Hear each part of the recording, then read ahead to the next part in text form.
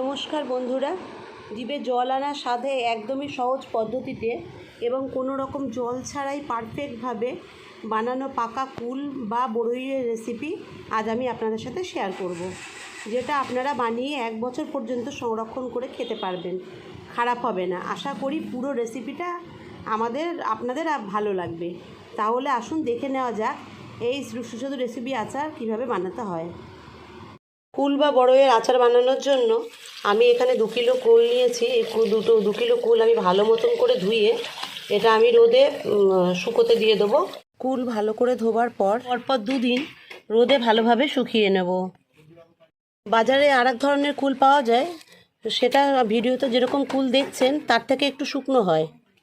যদি সেরকম কুল হয় তাহলে 2 দিন ওটাকে শুকিয়ে নেওয়ার কোনো দরকার নেই। ওটা ভালোভাবে ধুয়ে 3-4 ঘন্টা রোদে দিলেই যথেষ্ট। কারণ কুল রোদে দিয়ে যদি বেশিক্ষণ ধরে শুকিয়ে নেওয়া যায় তাহলে দেখা যায় কুলের ওপরের যে অংশটা সেটা একদম শুকিয়ে খটখটে হয়ে যায়। একদম শুকনো খুটখুট খটখটে কুল দিয়ে যদি আচার বানান, সেই আচারটা কিন্তু খেতে একদমই ভালো লাগবে না। তারপর 2 দিন শুকিয়ে নেওয়ার পর এখন প্রত্যেকটা কুল এইভাবে বোটা ছাড়িয়ে এভাবে ফাটিয়ে নেব। এর ফলে কুলের ভেতরে যেমন মশলাটা ঢুকবে, তেমনই ভেতরে যদি কোনো পোকাও থাকে সেই পোকাও আমি দেখে ফেলে দিতে পারবো। এইভাবে ফাটানোর পর এটাকে একটা পাতলা সুতির কাপড় দিয়ে এইভাবে ঢেকে দিয়ে এটাকে আরও 5 থেকে 6 ঘন্টা একটু শুকিয়ে নেব। এর থেকে বেশি শুকিয়ে নেওয়া কিন্তু কোনো প্রয়োজন নেই। আবারও বলছি, কুল কিন্তু খড়খড়ে হয়ে গেলে শুকিয়ে আচারটা খেতে একদমই ভালো লাগবে না। এবার চলে যাচ্ছি মূল রান্নায়। তার জন্য কড়াই ভালো করে গরম করে এতে আমি 100 গ্রাম সর্ষের তেল দিয়ে দেবো। সেটা রিফাইন তেলেও করতে পারেন, কিন্তু রিফাইন তেলে আচার করা যায় না, ভালো লাগে না, খেতে টেস্টি হয় না, তাই আমি বেশি করে সর্ষের তেল দিয়ে দিলাম।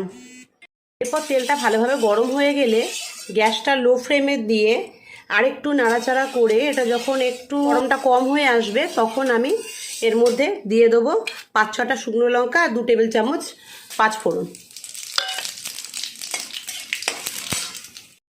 যতক্ষণ না এর মধ্যে থেকে একটা সুগন্ধ বেরোচ্ছে ততক্ষণ আমি এটাকে ভেজে নেব। এরপর ফাটিয়ে রাখা কুল এর মধ্যে দিয়ে পরিমাণ মতো লবণ হলুদ দিয়ে এটাকে মিডিয়াম টু লো ফ্লেমে রেখে, অর্থাৎ কিছুক্ষণ মিডিয়াম কিছুক্ষণ লো ফ্লেমে রেখে এটাকে আমি একটু নাড়িয়ে নেব। এইভাবে নাড়াচাড়া করে মিডিয়াম টু লো ফ্লেমে রেখে এটাকে আমি মিনিমাম 12 থেকে 15 মিনিট নাড়িয়ে নেব। এর ফলে দেখতে পাবেন কুলটা অনেকটাই মজে এসেছে। কারণ আমি এখানে জল ব্যবহার করছি না, ওই জন্য সর্ষের তেলের পরিমাণটা একটু বেশি দিয়ে এটাকে ভালোভাবে নাড়িয়ে চাড়িয়ে 15 থেকে 20 মিনিট রাখতে হবে। এভাবেই অনবরত নেড়ে কুলটাকে নাড়াতে হবে, নাড়িয়েই যেতে হবে, কারণ নিচে লেগে যাবে নইলে।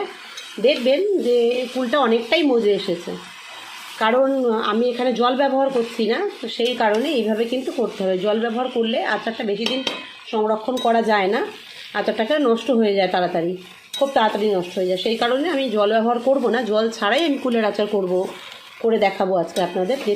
দেখুন আমি এভাবে করে নিই, পুরো মজে গেলে ভেতরে মশলাটাও ঢুকে যাবে।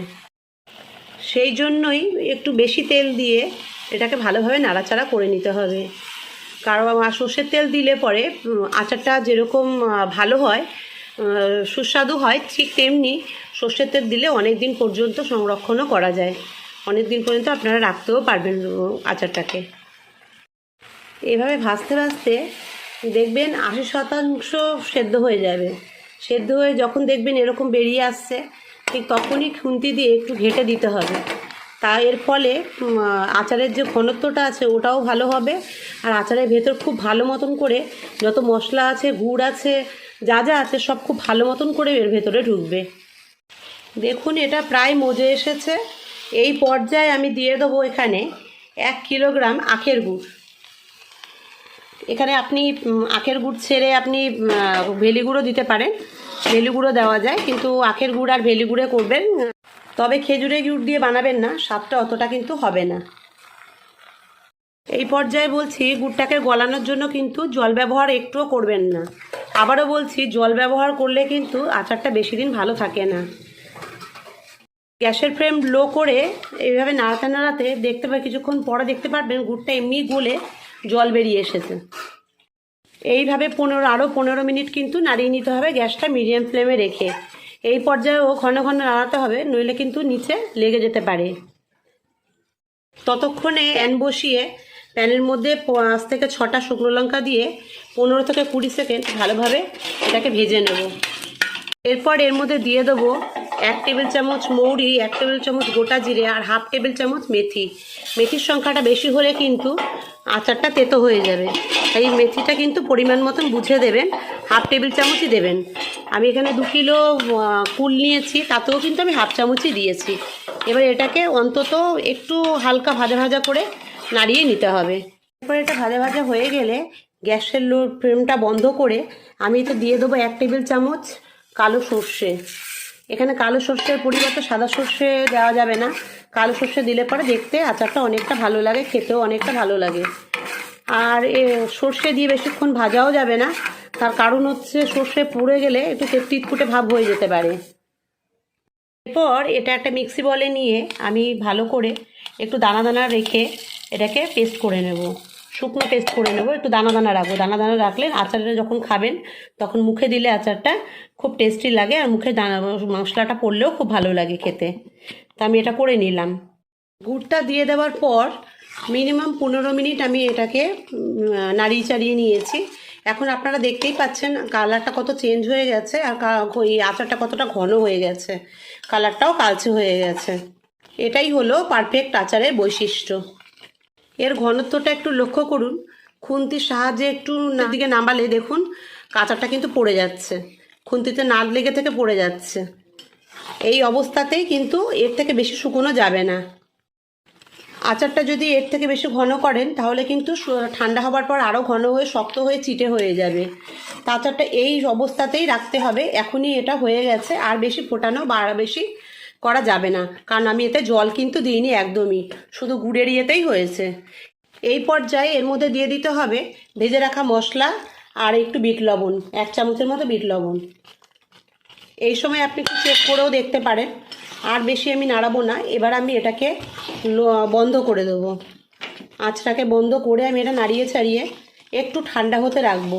এই পর্যায়ে আচারটা একটু ঠান্ডা হয়ে গেছে। এবার ঠান্ডা হয়ে গেলে এর মধ্যে দিয়ে দেবো 2 টেবিল চামচ ভিনিগার, কারণ এই ভিনিগার হচ্ছে প্রিজারভেটিভ মেনটেন করে, অনেক দিন পর্যন্ত আচার রাখতে পারবেন আপনি, 1 বছর পর্যন্ত আপনি খেতে পারবেন, এই আচার সংরক্ষণ করতে পারবেন, সেই জন্য ভিনিগারটা দেওয়া।